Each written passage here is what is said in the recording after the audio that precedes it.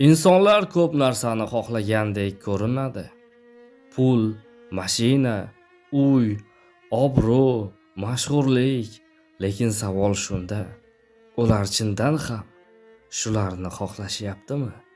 Yo'q, insonlar pulni emas, pul beradigan xotirjamlikni istashadi. Mansabni emas, hurmatni xohlashadi. Boylikni emas, qo'rquvsiz yashashni orzu qilishadi. Insonlar eng ko'p nimani istashadi, bilasizmi? Baxtli bo'lishni.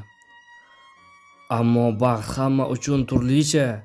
Kim uchundir bu kechasi xotirjam uxlash, kim uchundir oilasining kulgusi, yana kimdir uchun o'zini keraksiz his qilmaslik.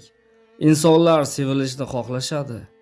Kimdir men seni tushunaman desa bas, chunki ko'pchilikning yuragi sukutda yig'laydi.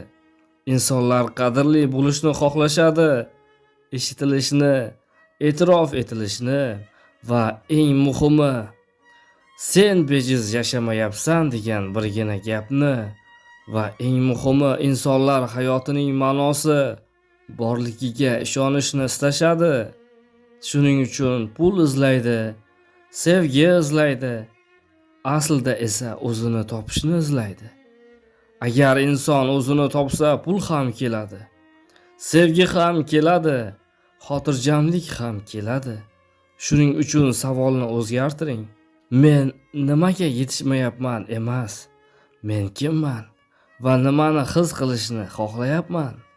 Chunki insonlar eng ko'p xohlaydigan narsa ichki tinchlik va ma'noli hayotdir.